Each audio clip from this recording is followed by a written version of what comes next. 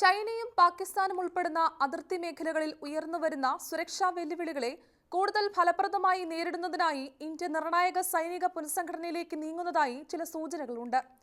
കരസേന, നാവികസേന, വ്യോമസേന എന്നീ മൂന്ന് സേനകളുടെയും പ്രവർത്തനങ്ങളെ ഒരൊറ്റ നേതൃത്വത്തിന് കീഴിൽ ഏകോപിപ്പിക്കുന്ന ഏകീകൃത തിയേറ്റർ കമാൻഡ് സംവിധാനം നടപ്പാക്കുന്നതിനുള്ള നടപടികൾ അന്തിമഘട്ടത്തിലാണെന്നാണ് പ്രതിരോധ വൃത്തങ്ങളിൽ നിന്ന് ലഭിക്കുന്ന വിവരം. നോക്കാം വിശദമായി. ഞാൻ ഗ്രീഷ്മ. രാജ്യത്തിന്റെ പ്രതിരോധ ശേഷി വർദ്ധിപ്പിക്കുക, സംയുക്ത സൈനിക പ്രവർത്തനങ്ങൾ കൂടുതൽ കാര്യക്ഷമമാക്കുക, യുദ്ധസന്നദ്ധത ഉയർത്തുക എന്നിവയാണ് ഈ വലിയ പരിഷ്കാരത്തിന്റെ പ്രധാന ലക്ഷ്യങ്ങൾ. നിലവിൽ ഇന്ത്യയുടെ കരസേന, നാവികസേന, വ്യോമസേന എന്നിവയ്ക്ക് വ്യത്യസ്ത കമാൻഡ് ഘടനകളാണ് നിലവിലുള്ളത്. ഓരോ സേനയും തങ്ങളുടെ പ്രവർത്തനങ്ങൾ സ്വതന്ത്രമായി ആസൂത്രണം ചെയ്യുകയും നടപ്പാക്കുകയും ചെയ്യുന്ന രീതിയാണ് ഇപ്പോഴുള്ളത്. എന്നാൽ പുതിയ സംവിധാനത്തിൽ ഒരു പ്രത്യേക ഭൗമശാസ്ത്ര മേഖലയുമായി ബന്ധപ്പെട്ട എല്ലാ സൈനിക വിഭവങ്ങളും ഒരൊറ്റ തിയേറ്റർ കമാൻഡറുടെ നിയന്ത്രണത്തിലായിരിക്കും. ഇതിലൂടെ യുദ്ധ സാഹചര്യങ്ങളിലോ അടിയന്തര സുരക്ഷാ സാഹചര്യങ്ങളിലോ വേഗത്തിൽ തീരുമാനമെടുക്കാനും മൂന്ന് സേനകളുടെയും ശക്തി ഒരുമിച്ച് പ്രയോഗിക്കാനും സാധിക്കും.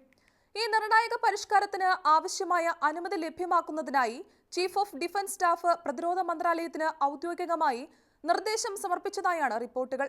പ്രതിരോധ മന്ത്രി രാജ്നാഥ് സിംഗിന് മുന്നിൽ ഇത് സംബന്ധിച്ച വിശദമായ അവതരണം അദ്ദേഹം നടത്തുമെന്നാണ് സൂചന. മന്ത്രിയുടെ അംഗീകാരം ലഭിച്ചാൽ നിർദ്ദേശം അടുത്ത ഘട്ടത്തിലേക്ക് കടക്കുകയും പിന്നീട് പ്രധാനമന്ത്രി നരേന്ദ്രമോദിയുടെ അധ്യക്ഷതയിലുള്ള സുരക്ഷാ കാര്യങ്ങളിലെ ക്യാബിനറ്റ് കമ്മിറ്റിയുടെ അന്തിമ പരിഗണനയ്ക്കായി സമർപ്പിക്കപ്പെടുകയും ചെയ്യും. അന്തിമ അംഗീകാരം ലഭിച്ചാൽ സ്വാതന്ത്ര്യാനന്തര ഇന്ത്യയുടെ സൈനിക ചരിത്രത്തിലെ ഏറ്റവും വലിയ പുനഃസംഘടനകളിലൊന്നായി തിയേറ്റർ കമാൻഡ് സംവിധാനം മാറുമെന്നാണ് വിലയിരുത്തൽ. സൈനിക വിഭവങ്ങളുടെ ആവർത്തന ഉപയോഗം കുറയ്ക്കുക, ഓരോ സേനയുടെയും കഴിവുകൾ സംയോജിപ്പിക്കുക, ദീർഘകാല പ്രതിരോധ ആസൂത്രണത്തിന് ശക്തമായ അടിത്തറ ഒരുക്കുക എന്നിവയും ഈ സംവിധാനത്തിന്റെ ലക്ഷ്യങ്ങളാണ്. അതിർത്തി മേഖലകളിൽ ഒരേ സമയം ഒന്നിലധികം ഭീഷണികൾ ഉയർന്നാൽ അവയെ ഏകോപിതമായി നേരിടാനുള്ള ശേഷിയും ഇതിലൂടെ വർദ്ധിക്കും. ഇന്ത്യയുടെ മൂന്നാമത്തെ ചീഫ് ഓഫ് ഡിഫൻസ് സ്റ്റാഫായി അടുത്തിടെ ചുമതലയേറ്റ ജനറൽ NS രാജസുബ്രഹ്മണ്യൻ മൂന്ന് സേനകളുടെയും സംയോജിത പ്രവർത്തനങ്ങൾ ശക്തിപ്പെടുത്തുന്നതിന് നടപടികൾക്ക് നേതൃത്വം നൽകി വരികയാണ്. അദ്ദേഹത്തിന്റെ മുൻഗാമിയായ ജനറൽ അനിൽ ചൗഹാൻ വിവിധ സേനകളുമായി നടത്തിയ ദീർഘകാല ചർച്ചകൾക്കും വിലയിരുത്തലുകൾക്കും ശേഷം ഈ വർഷം ഏപ്രിലിൽ സംയോജിത തിയേറ്റർ കമാൻഡുകൾ രൂപീകരിക്കുന്നതിനുള്ള വിശദമായ നിർദ്ദേശം പ്രതിരോധ മന്ത്രിക്ക് സമർപ്പിച്ചിരുന്നു. വർഷങ്ങളായി ചർച്ച ചെയ്യപ്പെട്ടിരുന്ന ഈ പരിഷ്കാരത്തിന് ഇപ്പോൾ ഭരണതലത്തിൽ വേഗം ലഭിച്ചിരിക്കുകയാണ്. തിയേറ്റർ കമാൻഡ് സംവിധാനത്തിന്റെ ഭാഗമായി 4 നക്ഷത്ര പദവിയുള്ള തിയേറ്റർ കമാൻഡർമാരെ നിയമിക്കാനാണ് നിർദ്ദേശത്തിലുള്ള പ്രധാന ശുപാർശ. ഇവർ നിലവിലെ കരസേനാ മേധാവി, നാവികസേനാ മേധാവി, വ്യോമസേനാ മേധാവി എന്നിവർക്ക് സമാനമായ പദവിയിലായിരിക്കും.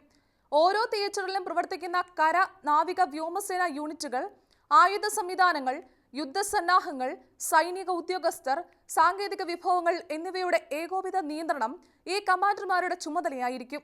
ഓരോ തിയേറ്റർ കമാൻഡിനും കീഴിൽ vice chief of defence staff തസ്തികയും ഡെപ്യൂട്ടി കമാൻഡർമാരെയും നിയമിക്കണം എന്ന നിർദ്ദേശവും ഉൾപ്പെടുത്തിയിട്ടുണ്ട്. തിയേറ്റർ കമാൻഡർ ഏത് സേനയിൽ നിന്നാണോ നിയമിക്കപ്പെടുന്നത്, ഡെപ്യൂട്ടി കമാൻഡർമാർ മറ്റ് 2 സേനകളിൽ നിന്നായിരിക്കും തെരഞ്ഞെടുക്കപ്പെടുക. ഇതിലൂടെ 3 സേനകൾക്കും തുല്യ പ്രാതിനിധ്യം ഉറപ്പാക്കാനും പരസ്പര ഏകോപനം കൂടുതൽ ശക്തിപ്പെടുത്താനും ലക്ഷ്യമിടുന്നു. ഇന്ത്യയുടെ ആദ്യത്തെ ചീഫ് ഓഫ് ഡിഫൻസ് സ്റ്റാഫായ ജനറൽ ബിപിൻ റാവത്താണ് തിയേറ്റർ കമാൻഡ് ആശയം ആദ്യമായി ശക്തമായി മുന്നോട്ട് വെച്ചത്. ലോകത്തിലെ നിരവധി ശക്തരായ രാജ്യങ്ങൾ പിന്തുടർന്ന ഈ മാതൃക ഇന്ത്യയിലും നടപ്പാക്കണമെന്നായിരുന്നു അദ്ദേഹത്തിന്റെ നിലപാട്. എന്നാൽ കമാൻഡ് ഘടന, അധികാരപരിധി, വിഭവ വിതരണം, വിവിധ സേനകളുടെ ഉത്തരവാദിത്തങ്ങൾ എന്നിവ സംബന്ധിച്ച് വ്യാപകമായ ചർച്ചകളും അഭിപ്രായ വ്യത്യാസങ്ങളും ഉണ്ടായതിനാൽ പദ്ധതി നടപ്പാക്കാൻ കൂടുതൽ സമയമെടുത്തു. പ്രതിരോധ വിദഗ്ധരുടെ വിലയിരുത്തൽ പ്രകാരം ഭാവിയിലെ യുദ്ധങ്ങൾ പരമ്പരാഗത അതിർത്തി പോരാട്ടങ്ങളിൽ മാത്രം ഒതുങ്ങുന്നതല്ല. സൈബർ ആക്രമണങ്ങൾ, ബഹിരാകാശ നിരീക്ഷണം, ഡ്രോൺ സാങ്കേതിക വിദ്യ, ദീർഘദൂര മിസൈൽ ആക്രമണങ്ങൾ, സമുദ്ര സുരക്ഷ എന്നിവ ഒരേ സമയം നേരിടേണ്ട സാഹചര്യം വർദ്ധിച്ചു വരികയാണ്. അതിനാൽ 3 സേനകളും ഒരേ കമാൻഡിന് കീഴിൽ പ്രവർത്തിക്കുന്ന സംവിധാനം ദേശീയ സുരക്ഷയ്ക്ക് കൂടുതൽ കരുത്തേകുമെന്ന് വിലയിരുത്തുന്നു. പുതിയ സംവിധാനത്തിൽ യുദ്ധവിമാനങ്ങൾ, ഹെലികോപ്റ്ററുകൾ, യുദ്ധക്കപ്പലുകൾ, അന്തർവാഹിനികൾ, ടാങ്കുകൾ, മിസൈൽ സംവിധാനങ്ങൾ, ഡ്രോണുകൾ, വ്യോമ പ്രതിരോധ സംവിധാനങ്ങൾ, നിരീക്ഷണ ഉപകരണങ്ങൾ, ആശയവിനിമയ ശൃംഖലകൾ, പ്രത്യേക സേനാ വിഭാഗങ്ങൾ, സൈനിക എഞ്ചിനീയറിംഗ് യൂണിറ്റുകൾ, ലോജിസ്റ്റിക് സംവിധാനങ്ങൾ, മനുഷ്യവിഭവശേഷി എന്നിവയെല്ലാം പ്രവർത്തന ആവശ്യകതയനുസരിച്ച് അതത് തിയേറ്റർ കമാൻഡറുകളുടെ കീഴിൽ വിന്യസിക്കാൻ ആകും. ചൈനയുമായുള്ള യഥാർത്ഥ നിയന്ത്രണ രേഖയിലും പാകിസ്ഥാനുമായുള്ള നിയന്ത്രണ രേഖയിലും ഉയരുന്ന സുരക്ഷാ വെല്ലുവിളികൾ കണക്കിലെടുത്താണ് ഈ പരിഷ്കാരത്തിന് കൂടുതൽ പ്രാധാന്യം ലഭിച്ചിരിക്കുന്നത്. 2 അതിർത്തികളിലും ഒരേ സമയം പ്രതിസന്ധി ഉണ്ടായാൽ 3 സേനകളും പ്രത്യേകമായി പ്രവർത്തിക്കുന്നതിന് പകരം ഏകോപിതമായ തന്ത്രപ്രകാരം പ്രതികരിക്കാൻ തിയേറ്റർ കമാൻഡ് സംവിധാനം സഹായിക്കും. അതിലൂടെ വിവരശേഖരണം, സൈനിക വിന്യാസം, വ്യോമാക്രമണം, സമുദ്ര സുരക്ഷ, കരയുദ്ധം എന്നിവയെല്ലാം ഒരേ കമാൻഡ് സംവിധാനത്തിലൂടെ നിയന്ത്രിക്കാൻ കഴിയുന്നതോടെ പ്രതികരണ വേഗതയും പ്രവർത്തന കാര്യക്ഷമതയും ഗണ്യമായി വർദ്ധിക്കുമെന്നാണ് പ്രതിരോധ വിദഗ്ധരുടെ വിലയിരുത്തൽ. ഇന്ത്യയുടെ പ്രതിരോധ സംവിധാനത്തെ ആധുനിക യുദ്ധ സാഹചര്യങ്ങൾക്കനുസരിച്ച് മാറ്റിമറിക്കുന്ന ചരിത്രപരമായ ഈ നടപടിയായാണ് ഈ സംയോജിത തിയേറ്റർ കമാൻഡ് പദ്ധതി വിലയിരുത്തപ്പെടുന്നത്. അന്തിമ അനുമതി ലഭിക്കുന്നതോടെ സൈനിക പ്രവർത്തനങ്ങളിൽ കൂടുതൽ ഏകോപനം, വേഗത്തിലുള്ള തീരുമാനമെടുക്കൽ, വിഭവങ്ങളുടെ പരമാവധി പ്രയോജനം, ശക്തമായ ദേശീയ സുരക്ഷാ സംവിധാനത്തിന്റെ രൂപീകരണം എന്നിവയ്ക്ക് പുതിയ അധ്യായം തുറക്കുമെന്നാണ് പ്രതീക്ഷ.